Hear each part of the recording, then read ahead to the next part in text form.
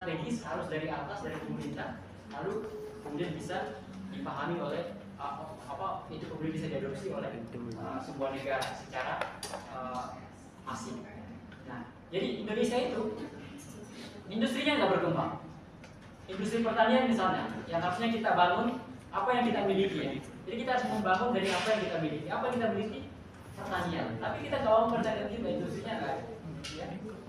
Industrinya ditinggalkan, pupuknya mahal, teknologinya nggak ada, ya nggak. Jadi panen sekaligus gagal ya, nggak diproteksi pula, ya nggak diproteksi artinya apa? Kita udah capek-capek produksi, harga beras jatuh. Kenapa? Karena kita impor beras. Dari mana berasnya impor? Dari Vietnam. Jadi gitu ya. Jadi berat memang industri itu bicara tentang decision making, ya. Decision maker berkaitan dengan kebijakan yang lebih tinggi, kebijakan politik. Makanya kata orang yang sering baca TikTok, Instagram, kita perlu belajar politik biar politik nggak memakan kita. Ya. Kita perlu belajar politik agar nanti kalau jadi pejabat bisa buat kebijakan yang bagus. Oke, kita sekarang membahas industri. Nah, industrialisasi sekali lagi adalah sesuatu yang strategis yang harus direncanakan, direkayasa. Jadi semacam political and social engineering, rekayasa sosial, rekayasa politik. Jepang, ya, Cina melakukan itu. Jadi saya kuliah di Jepang, yang saya diajarkan bagaimana mereka melakukan rekayasa politik dan sosial, rekayasa kebijakan sehingga bisa seperti sekarang. Setelah gagal, setelah hancur Hiroshima, Nagasaki, Tokyo, hancur semua kota besarnya, dibom oleh sekutu tahun 45. Mereka kemudian mencoba bangkit lagi dengan cara apa? Dengan cara mengumpulkan para saintis ilmuwannya. Lalu mereka kembali menemukan ilmu pengetahuan, kemudian semua orang bekerja sesuai dengan tugas dan tanggung jawabnya. Nah, sehingga mereka bisa mengejar ketertinggalan. Ya. Mereka dapat kucuran dana juga tentunya. Ya, ini yang rasionalitasnya adalah mereka dapat kucuran dana dari Bank Dunia. Ya. Dari Bank Dunia itu triliunan dolar, ya, triliunan dolar untuk membangun apa? Infrastruktur mereka. Pertama, jalan-jalan dan transportasi mereka. Ya, pada saat yang sama mereka mengembangkan kereta cepat, mengembangkan industri mobil mereka. Pada saat yang sama mereka juga melakukan reformasi agraria. Tanah-tanah itu dibagi ke masyarakat untuk diolah dan juga dikuasai oleh negara untuk membangun infrastruktur pabrik untuk memperbaiki ekonomi. Jadi infrastruktur pabrik itu dikuasai oleh negara dan dibuatkan sektor-sektor ekonomi, misalnya sektor kawasan industri. Jadi nggak ada di sana konflik tanah. Kayak di Indonesia kita mau bikin kawasan industri, ya membebaskan lahannya susah banget. Nah, karena nggak ada reformasi agraria. Tanah itu dimiliki oleh masyarakat dan dimiliki oleh negara. Kalau di Jepang semua tanah dimiliki oleh kaisar. Nah, yang kedua adalah memperbaiki undang-undang ketenagakerjaan mereka. Nah, jadi industri sekali lagi adalah upaya untuk melipat gandakan, mempercepat, membuat efektif dan efisien ekonomi bekerja dengan cara memproduksi barang dan jasa dalam jumlah yang sangat besar untuk mempercepat ekonomi. Nah, industri bagus untuk negara-negara yang punya kemampuan sendiri melakukan industri, menciptakan barangnya sendiri, produknya sendiri. Misalnya Jepang memproduksi mobil, Korea memproduksi mobil juga. Cina sekarang memproduksi hampir semua diproduksi oleh Cina. Nah, kemudian Amerika dari dulu memproduksi alat-alat berat. Eropa dari dulu memproduksi apa? Mobil, pesawat, Airbus, Prancis misalnya, Jerman tank-tank militer. Ya. Apalagi Belanda memproduksi banyak susu, ya. Industri susu Indonesia ini, susu yang kalian minum itu kebanyakan sebenarnya merek Belanda, tapi kemudian kerjasama sama Indonesia, jadi brand lokal. Itu hampir sama kayak Toyota. Kalau kalian ke Batam, di Batam itu banyak perusahaan-perusahaan asing, ya. Belanda, perusahaan-perusahaan Amerika, perusahaan-perusahaan Eropa, dan juga Jepang, dan juga Cina. Nah, Xiaomi itu brand itu diproduksi oleh Indonesia, diproduksi di Batam, Riau. Nah, Riau cuma itu memang merek Cina, ya. Hampir sama dengan industri-industri mobil yang ada di Indonesia. Itu sebenarnya diproduksi di Jabodetabek, Jakarta, Bekasi, Tangerang. Ya. Nah, cuma itu adalah brand Jepang, ya. Toyota, Suzuki, Nissan. Jadi sekali lagi industri adalah upaya untuk memperbesar Nah, tapi industri itu sebenarnya hanya menjadikan kita sebagai pasar kalau bukan kita yang memproduksi barang dan jasa. Contoh Indonesia. Indonesia adalah market yang segar buat negara-negara maju. Ya, buat mobil-mobil. Ya kan? Yang buat macet Jakarta, yang buat macet Barat, mobil dari mana? Itu mobil branding Eropa, branding Jepang, ya. Itu industri mereka kaya dari kita cuma dapat sedikit aja yang kita produksi. Berapa sih? Selalu persentase selalu ada kan? Branding mereka punya copyright. Nah, tapi kalau kita produksi sendiri, tentu kita lebih banyak. Nah, itu baru satu sektor ya. Jadi mesin, industri di sektor teknologi. Ada industri di bidang pertambangan, ya. Yang bisa mengolah tambang kita siapa? Ya, Amerika. Freeport itu perusahaan Amerika. Perusahaan di mana? Di Riau Batam apa? Caltex itu perusahaan minyak dari Amerika atau Kanada juga kan? Eropa ini, Amerika. Ya. Nah, jadi habis itu nikel di Morowali itu dari Cina, masuk sekarang dari Cina. Artinya apa? Itu industri pun juga kita nggak bisa kendalikan. Ya. Apa industri kita memang sekarang basisnya cuma UKM memproduksi kuliner, habis itu turisme, habis itu industri ekstraksi batu bara, nikel, minyak, tapi itu pun bantuan teknologi asing, ya. Bantuan SDM asing, kita nggak bisa mengolah secara maksimal. Jadi ini problem besar. Keuntungan tentu harus dibagi dua jadinya kan.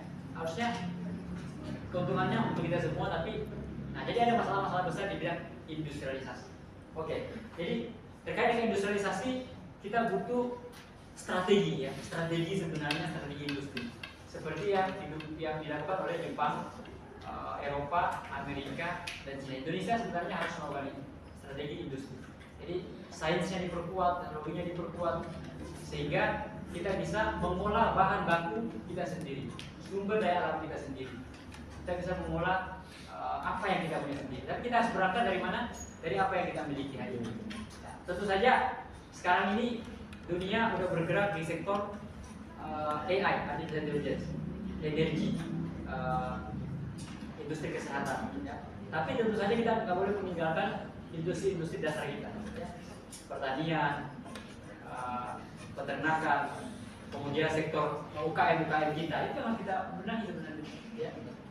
Nah, sampai di mana pembenahan itu ya? Apa yang Anda lihat hari ini?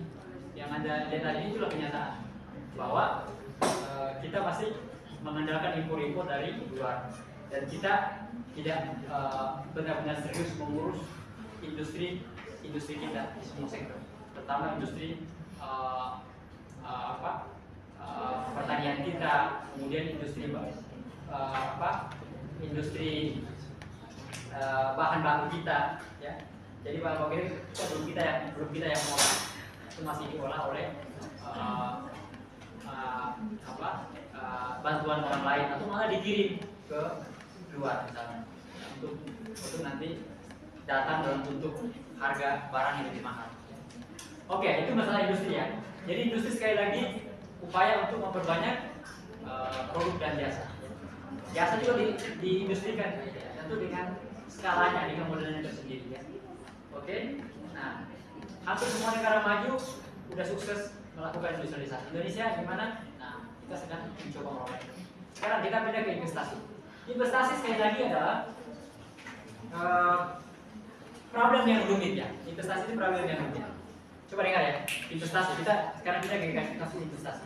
Investasi ini selalu logikanya adalah kita ingin cuan, ya kan? Dalam bahasa milenial atau bahasa Gen Z, kita pengen profit terus menerus. Nah, jadi misalnya Anda beli mobil, ya, Anda beli mobil second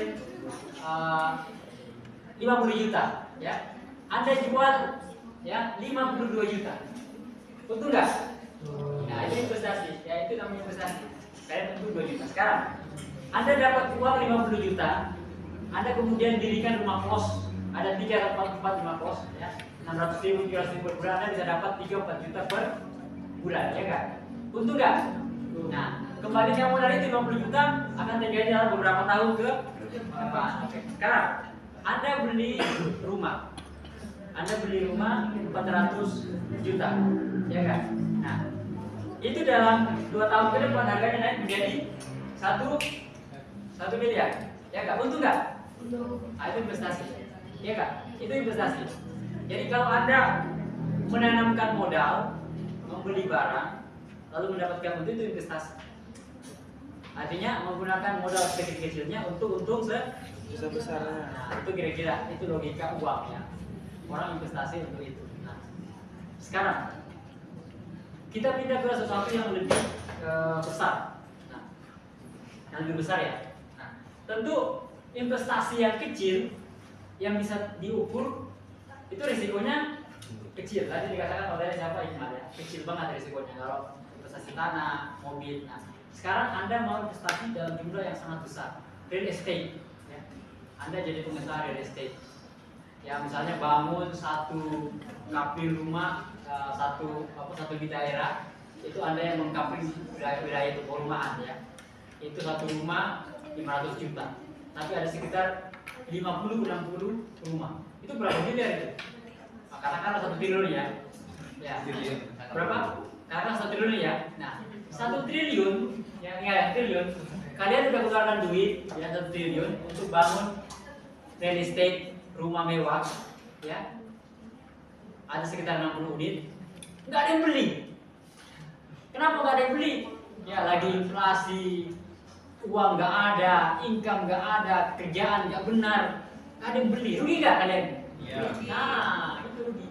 Tahun 2008 itu yang terjadi di Amerika, Lehman Brothers. Ya. Jadi ada real estate, ada investor rame-rame investasi di bidang real estate. Jumlahnya triliunan dolar. Tapi nggak ada yang belanja, nggak ada yang beli.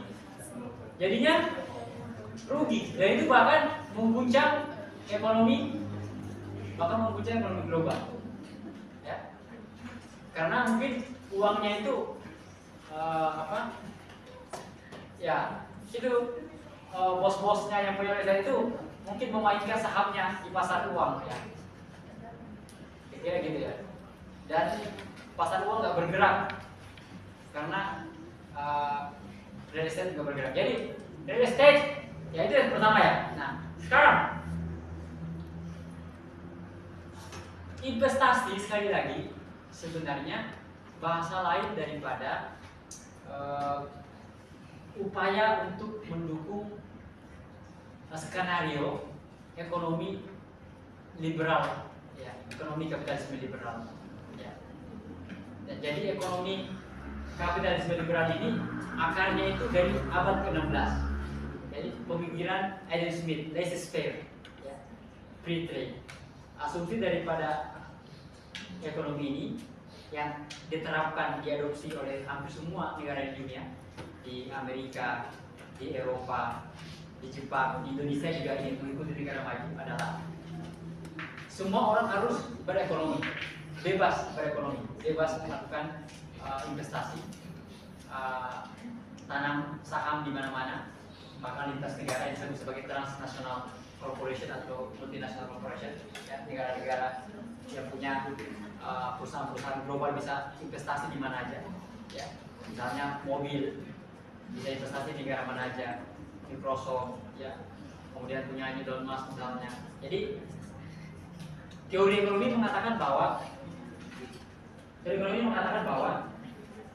ekonomi adalah pertumbuhan, ya, ekonomi adalah pertumbuhan. Jadi kalau ekonomi pertumbuhan itu artinya apa?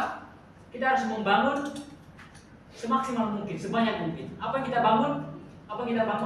Semua.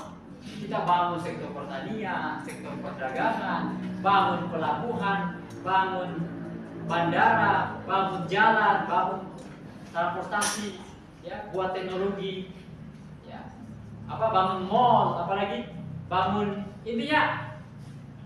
intinya adalah membangun di mana saja, membangun apa saja, ya, membangun Jakarta, bangun jalan tolnya, bangun real estate-nya, ya.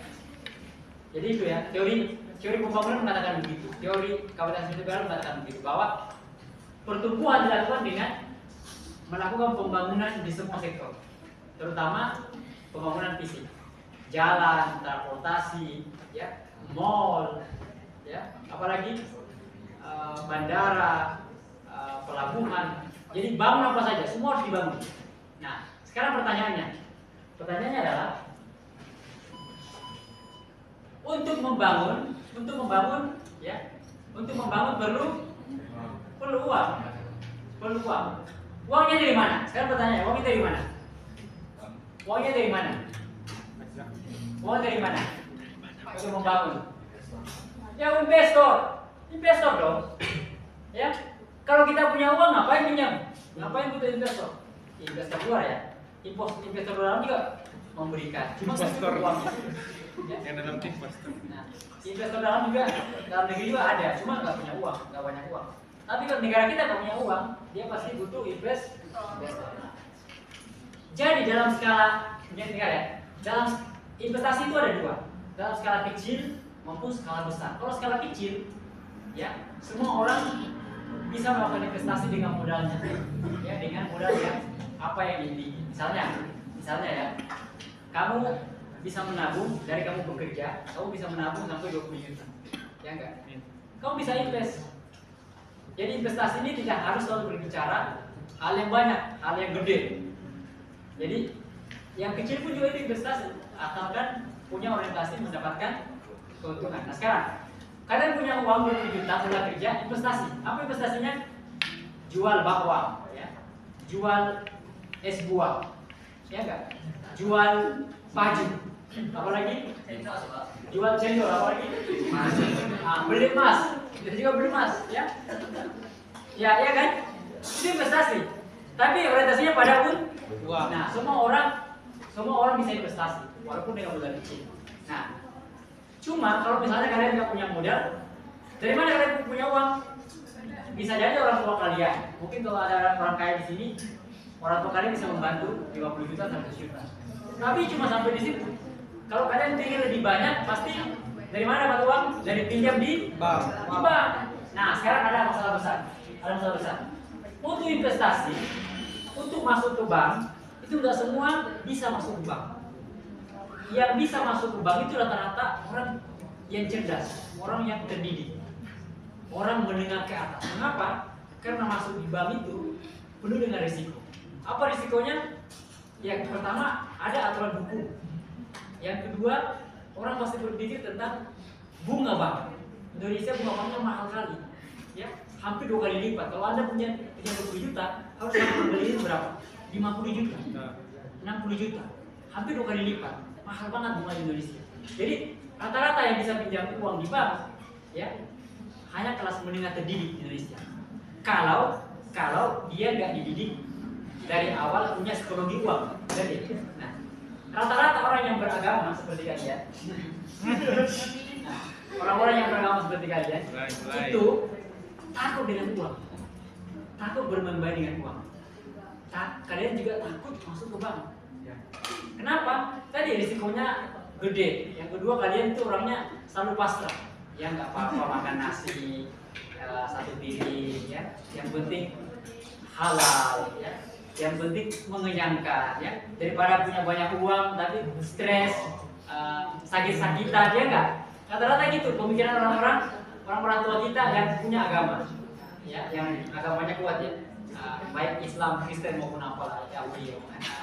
Jadi takut dengan uang, takut pinjam uang di bank. Kenapa? Karena psikologinya adalah uang adalah sumber dari semua masalah, ya kan? Itu ajaran kelas menengah yang beragama. Jadi kalian akhirnya takut pinjam uang, ya? Karena kalian rasional banget, bukan sangat spiritual banget berarti uang. Ya. Nah, ya maksudnya kalian ini penuh dengan moralitas melihat uang.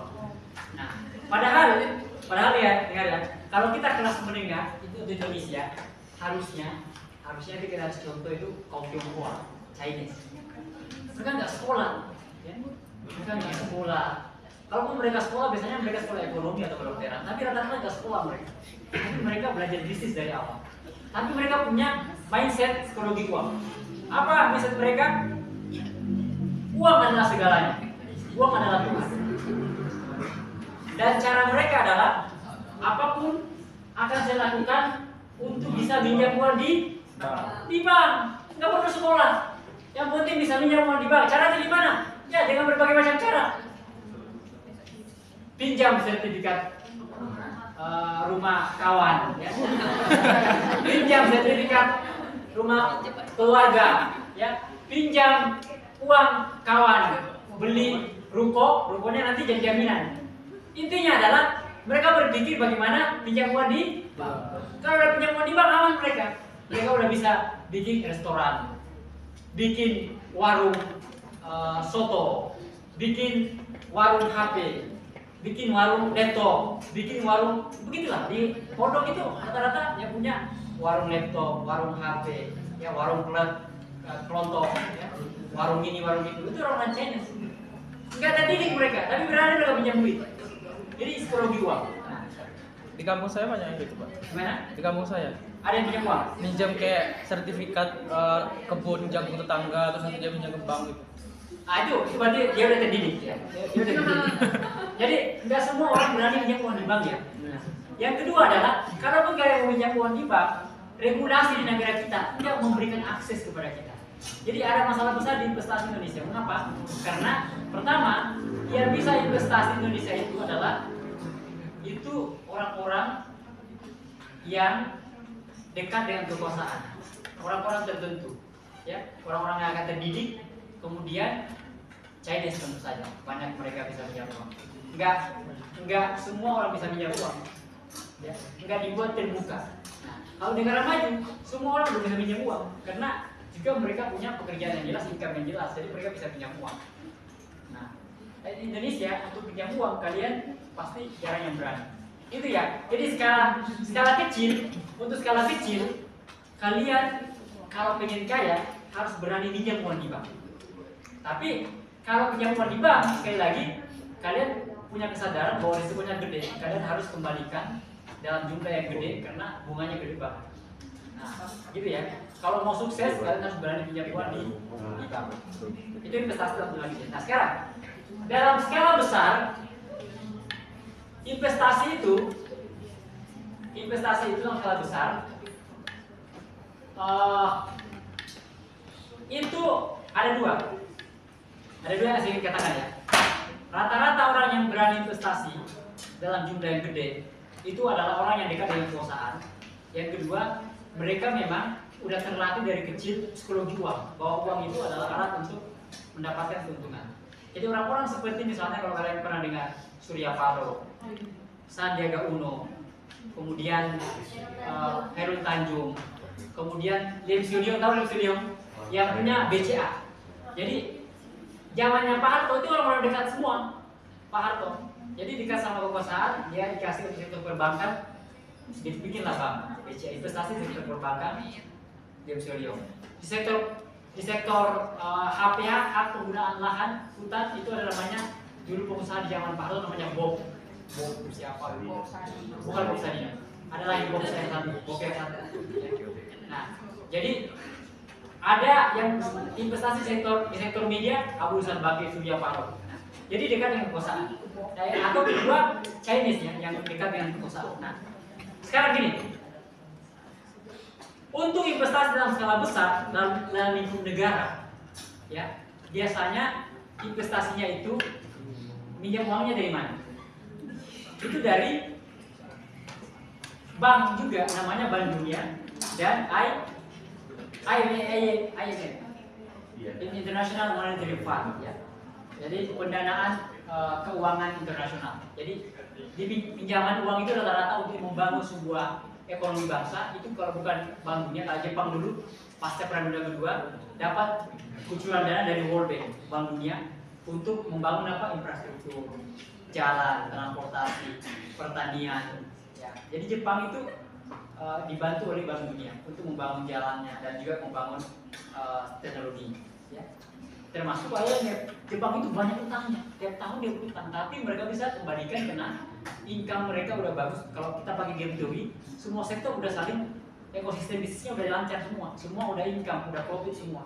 Sektor ekonominya, sektor pertaniannya, perikanannya, sektor UKM-nya, sektor teknologinya, jadi udah profit semua. Jadi mereka bisa kembalikan utangnya. Semua orang bayar pajak, dan pajak itu sesuai dengan berapa income kita. Kalau pendapatan kalian misalnya 1 miliar, kayak teman saya dulu waktu di Jepang saya kerja sama perusahaannya, dia income-nya, dia bikin perusahaan, dia bayar pajak 1 miliar per tahun, karena income-nya udah besar banget. Nah, kira-kira gitu ya. Nah, jadi investasi dalam lingkup negara itu pinjamannya dari Bank Dunia dan dari IMF, atau pinjaman dari negara-negara donor yang lagi punya duit. Contoh sederhana, kita pengen membangun kereta api cepat dari Jakarta ke Bandung. Uangnya dari mana? Nah, investornya dari mana? Dari China, RRC, Tiongkok. Ya. Kemudian kita pengen membangun perusahaan nikel untuk mengeksplorasi nikel kita di Morowali, Sulawesi Tengah. Perusahaan dari mana? Investornya dari mana?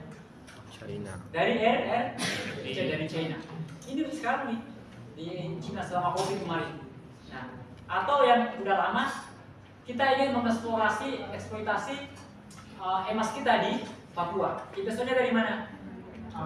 Amerika. Sekarang batu bara di Kalimantan atau di Sawah itu investornya datang dari Cina, minyaknya. Artinya apa?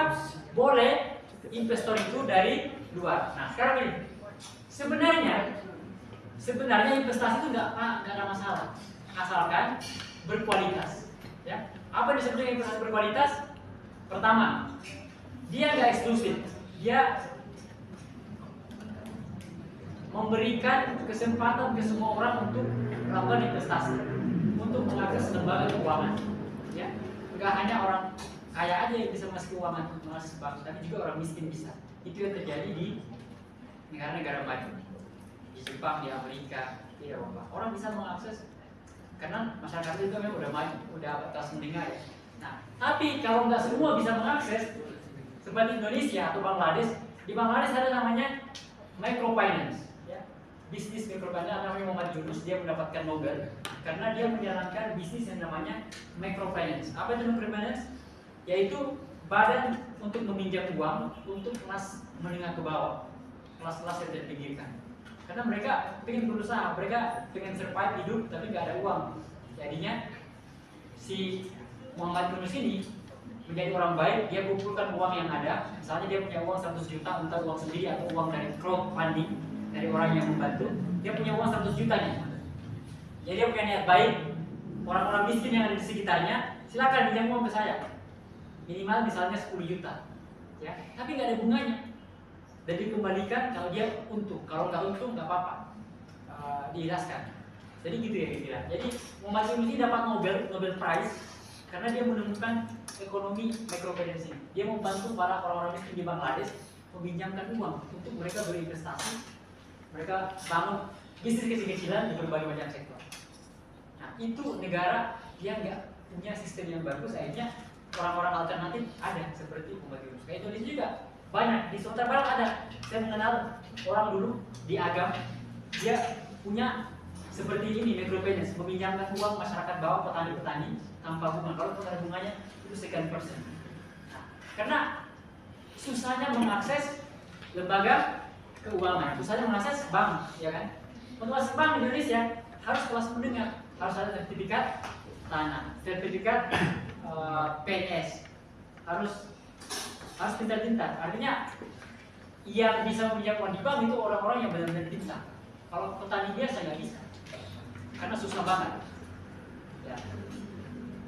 Nah, selanjutnya, jadi investasi itu nggak ada masalah, asalkan dia pertama nggak eksklusif, bisa untuk semua orang. Yang kedua, bisa tidak membeda-bedakan wilayah. Misalnya yang dibangun cuma Jawa aja, kok Sumatera enggak, kok Indonesia Timur enggak. Jadi harus merata. Yang ketiga adalah investasi itu fokus pada sains dan teknologi. Cina tahun 70-an, sebelum tahun 70 itu miskin, kelaparan banget. Anda bisa baca buku. Sebelum tahun 70 itu lapar banget. Tapi mereka bisa investasi sains dan teknologi. Nah, dan mereka panen di tahun 2020. Itu laporan OECD, mereka panen apa yang mereka investasikan sejak tahun 70-an. Ya. Jadi investasi di bidang sains dan teknologi. Apa kata teori ekonomi? Mengatakan begini. investasi yang terbaik adalah human investment, investasi di bidang sumber daya manusia dan teknologi. Ya, kalau kita cuma investasi perut, nggak ada gunanya. Investasi terbaik adalah investasi leher ke atas, investasi kepala, otak. Makanya kalian semua ini adalah investasi Indonesia. Itu kalau saya presiden, saya pasti kasih kalian duit bonus karena kalian udah ikhlas belajar untuk menjadi regenerasi ke depan. Saya pasti kalau jadi presiden bintang 5 juta per bulan, ya, di luar uang makan, di luar uang tuition fee, di luar uang jajan, uang travel, uang healing. Ya. Kenapa? Semua saya kasih sama rata. Kenapa? Karena ini investasi saya sebagai presiden. Bahwa ini kalian adalah ke depan orang-orang yang akan mengendalikan ekonomi Indonesia. Nah itu kalau negara yang pintar. Negara maju seperti di Singapura itu kayak gitu. Orang maunya Singapura sudah pintar karena investasinya gede-gedean. Jepang kayak gitu juga. Anak saya lahir di sana 2 orang, itu per bulan dapat 4 juta per 4 bulan, 4 juta. Jadi kalau sana punya anak dapat duit, ya. Nah, jadi investasinya, kamu sakit, negara yang bayarin kalau di sana. Kalau kamu sakit, asuransi 70%, kita cuma bayar 30%. Income kita itu banyak banget, cuma bayar 1.000 yen itu nggak ada berat-berat asuransi. Jadi investasi itu di bidang sumber daya manusia. Jadi harus fokus pada sumber daya manusia. Lalu yang selanjutnya adalah investasi mesti apa? Ramah lingkungan. Ramah lingkungan. Tahu banyak investasi itu yang ramah lingkungan. Limbahnya di mana-mana. Limbah industri, pertambangan, ya. Limbah industri misalnya manufaktur, ya. Kalian lihat Jakarta itu sebagiannya adalah asap industri. Di Jabodetabek, ya enggak? Jadi industri itu mesti ramah lingkungan. Limbah industri harus dikelola dengan baik karena harus bertanggung jawab. Ya, negara-negara maju sudah sampai ke tahap namanya circular ekonomi sirkular atau ekonomi daur ulang. Jadi semua industri-industri yang ada, perusahaan-perusahaan yang ada harus bertanggung jawab terhadap dampak lingkungan. Jadi semua harus mengukur dampak lingkungan. Tanah yang diolah mesti bisa diolah lagi, ya. Industri kelapa sawit itu harus ramah lingkungan, kira-kira gitu ya. Industri di kota besar mesti mempertimbangkan polusi udara, ya, kira-kira gitu. Jadi industri mesti harus ramah lingkungan. Nah, jadi teman-teman semuanya, industri investasi boleh aja, yang penting investasi yang berkualitas. Jadi investasi yang fokus pada generasi selanjutnya, ramah lingkungan, ya, kemudian inklusif, kemudian orientasinya masa depan, boleh. Yang kemudian yang penting adalah tidak memberatkan ekonomi kita. Contoh, memberatkan ekonomi. Kita investasi kereta cepat dari Jakarta ke Bandung. Itu biaya produksinya bengkak terus. Habis itu bunganya naik terus. Hah? Kurang goblok apa kita? Coba, kurang goblok apa kita? Nggak berani membangun negosiasi yang benar, diplomasi yang tegas sebelum investasi. Jadi investasi yang berkualitas adalah kita menyerahkan diri kita untuk dijajah oleh investor. Ngerti? Jadi hampir semua investasi Indonesia, manufaktur maupun investasi pertambangan, sumber daya alam, dan yang terakhir itu investasi yang terakhir kita dengar adalah investasi transportasi. Itu semua investasi yang merugikan kita, ya enggak? Kalau bikin investasi harus yang 50-50 win-win solution. Untung saya untung, kamu juga untung. Saya punya tanah, saya punya sumber daya alam, Anda punya modal, ya Anda masuk. Tapi keuntungan dibagi 2 loh. Jangan merugikan, ya enggak? Ini harus kebijakan di level elit politik, di level negara, di level pimpinan, di level pemimpin kita. Kenapa kita bisa bengkak banget kereta cepat? Itu karena negosiasinya nggak benar. Nggak benar negosiasinya itu. Sehingga kita bisa menyerahkan diri kita sama investasi Cina yang harusnya kita harus kontrol. Ya. Harus dikontrol. Kalau nggak dikontrol, sama. Kalau kita nggak mengontrol diri, pinjam uang di bank dengan bunga yang tinggi, tapi kita nggak bisa bikin investasi yang memastikan uang kita balik, nah itu nggak mungkin. Oke, terakhir. Ini yang jadi masalah ya. Terakhir sebelum saya serahkan kepada kelompok 5 atau 6 ya.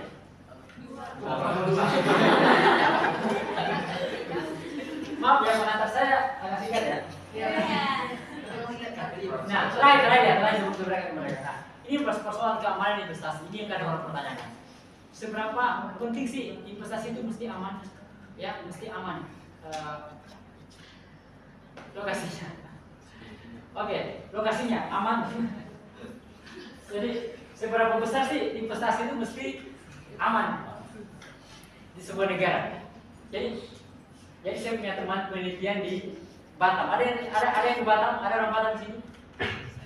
Ada pernah ke Batam? Jadi,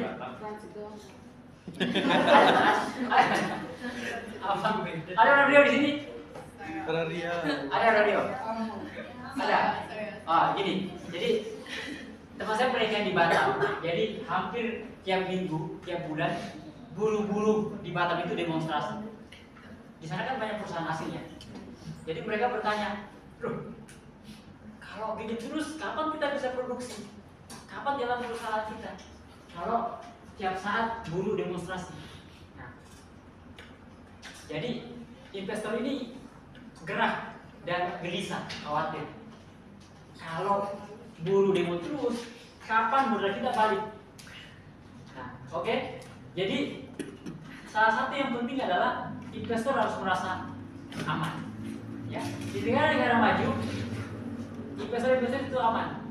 Nah, sebenarnya Indonesia juga harus memastikan bahwa investasi itu aman di Indonesia, sehingga investor masuk. Kalau investor masuk, itu artinya apa? Ada lapangan pekerjaan, karena bisa dibangun perusahaan-perusahaan asing, misalnya di Batam, di Jabodetabek, bisa bikin kereta cepat listrik, kereta cepat Jakarta Bandung, itu kan menciptakan orang pekerja.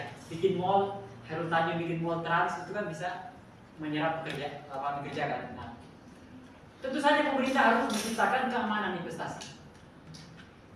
Masalahnya adalah ini yang penting yang dicatat adalah sebenarnya pemerintah banyak salahnya karena nggak memastikan upah buruh itu tinggi di Indonesia. Kita diperas dengan eksploitasi. Kenapa buruh demonstrasi? Ya jelas, gajinya itu seupil. Nggak ada jaminan masa depan, dibalik gaji cuma 1 juta 2 juta. Ya, habis itu apakah ada asuransinya? Apakah ada uang pensiunnya? Apakah ada bonusnya 2 kali setahun? Ya. Jadi undang-undang tenaga kerja kita itu sangat lemah. Dia mau proteksi para pekerja. Kalau negara maju, udah selesai semua. Kayak di Jepang, saya kerja lengkap semua. Income tinggi, bonus, ya, asuransi, ya, asuransi kerja, asuransi kesehatan.